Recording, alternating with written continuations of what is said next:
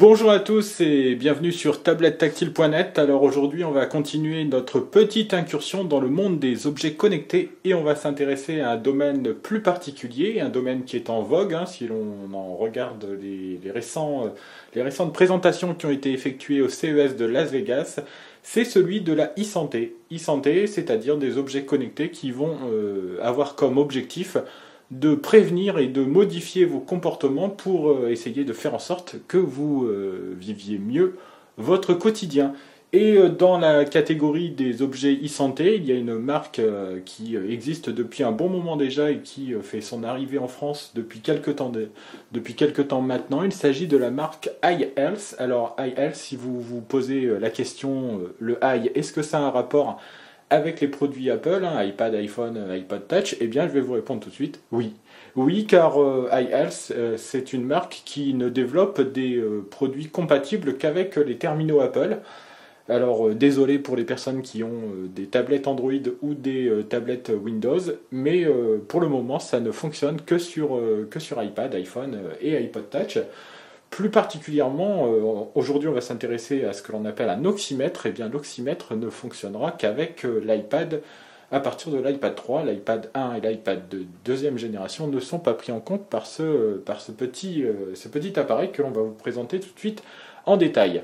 Donc, alors qu'est-ce que c'est qu'un oxymètre? Eh bien un oxymètre a surtout deux objectifs. Le premier objectif c'est de calculer votre taux de CO2 dans le sang.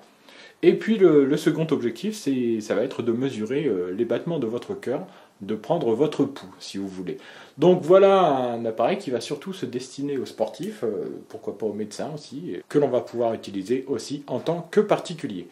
Alors on va vous faire découvrir tout de suite ce produit donc, qui est contenu dans cette petite boîte, couleur orange et blanche, les couleurs on va dire habituelles de la marque iHealth, dont on essaiera de vous faire découvrir d'autres produits dans le futur.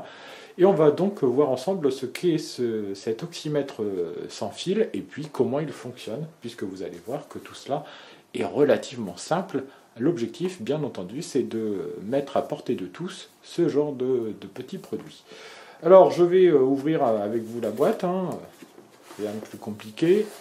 On va découvrir ensemble le contenu de cette boîte. Et quand on ouvre, eh bien, on a tout de suite l'oxymètre qui apparaît à nous. Alors, blanc nacré comme ça, il n'est pas sans rappeler justement les produits de la marque Apple. On sent tout de suite les petites références, on va dire. Alors voilà l'oxymètre comme il se présente, un petit. Alors il se glisse partout, c'est une sorte de grosse pince. Voilà, que je vais ouvrir comme ceci et je vais venir y glisser mon doigt pour pouvoir y prendre des mesures. Alors on va regarder le fonctionnement de l'appareil tout de suite après. Donc on a ici dans le rabat, on a la documentation du produit qui peut être utile, même si vous allez voir qu'il est très facile à faire fonctionner. On a aussi dans cette boîte un petit cordon qui va permettre de recharger notre oxymètre. Alors au niveau de l'autonomie de cet appareil, eh bien, elle est relativement large, ne vous inquiétez pas, vous n'aurez pas à le recharger toutes les semaines. Donc voilà pour le cordon. Et puis dernière chose, vous avez une sorte de dragon qui va permettre de pouvoir emporter l'oxymètre facilement avec soi sans jamais le faire tomber ou le perdre. Voilà donc pour ce qui est de l'emballage de ce produit. Et puis on va découvrir ensemble aussi l'application compagnon iHealth SPO2.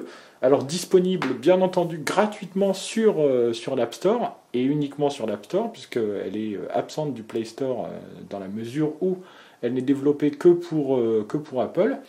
Et on va découvrir ensemble cette application et comment fonctionne donc l'oxymètre avec l'application. Alors pour commencer, pour que l'oxymètre puisse fonctionner, il a besoin d'être connecté au Bluetooth de votre tablette. Donc on va commencer par lancer le Bluetooth.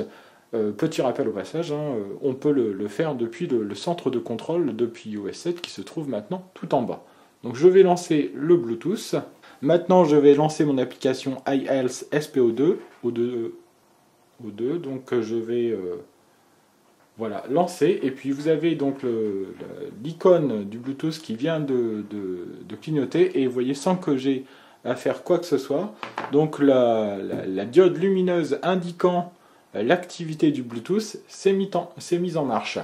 Alors ici, vous pouvez voir l'historique de mes mesures. Donc ça fait maintenant presque une semaine que je possède l'appareil. Donc j'ai essayé d'effectuer des mesures quasiment quotidiennes.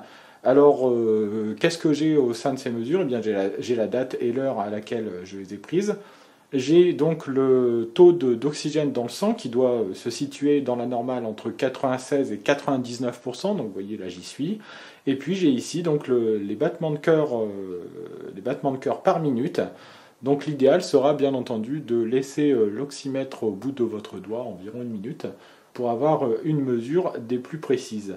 Alors donc je peux créer plusieurs profils au sein de cette application et puis je peux lancer des rappels donc pour pouvoir effectuer une mesure par exemple à une heure fixe tous les jours.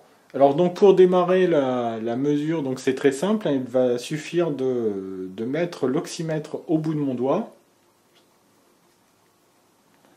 donc comme ceci, et puis je vais appuyer ici sur le bouton, voilà, et vous allez avoir sur l'écran de mon oxymètre avec un certain nombre de diodes lumineuses mon taux de CO2 dans le sang ici qui apparaît à 96%, donc il exprime un pourcentage, et mon battement de cœur donc qui apparaît ici à 86 battements par minute, ce qui est relativement élevé d'ailleurs. Alors peut-être que le fait que je sois malade ait une petite influence là-dessus.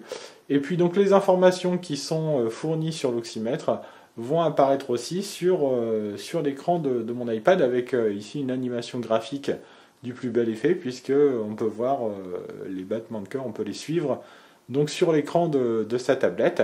Donc voilà un appareil qui est très peu invasif, hein, vous voyez ça se place comme ça au bout du doigt, alors il faut essayer de ne pas bouger pendant qu'on effectue la mesure pour ne pas la fausser. Alors a priori ce sont des ondes lumineuses et ultra-ondes et qui sont pulsées donc à l'intérieur de l'accessoire pour pouvoir recueillir ces données. Alors on ne va pas forcément rentrer en détail. La fiabilité de cet appareil est plutôt bonne et on a donc un résultat, vous voyez quand je vais retirer l'accessoire de mon doigt, voilà donc le résultat de ma mesure apparaît. Je peux y ajouter une petite note. Alors je vais y ajouter test, puisque c'est là où j'ai effectué mon test. Et puis une fois que j'ai terminé, bien par exemple, je peux l'envoyer par email à mon médecin ou à la personne qui est censée suivre ma santé. Je peux même poster sur Facebook ou Twitter les résultats de ma mesure qui apparaissent maintenant dans mon historique. Hein, si je regarde, voilà, au 30 janvier, je retrouve donc très facilement cette mesure que je peux envoyer. Donc l'application Compagnon, elle n'est pas forcément l'application la plus jolie qu'on ait vue sur l'App Store, mais par contre elle est efficace et fait bien le travail. L'accessoire en soi, eh bien, il est lui-même très design, plutôt joli, sympa. On va aussi mettre en avant son aspect fiable, hein, puisqu'on a quand même un produit qui est relativement fiable, que même les médecins vont pouvoir utiliser.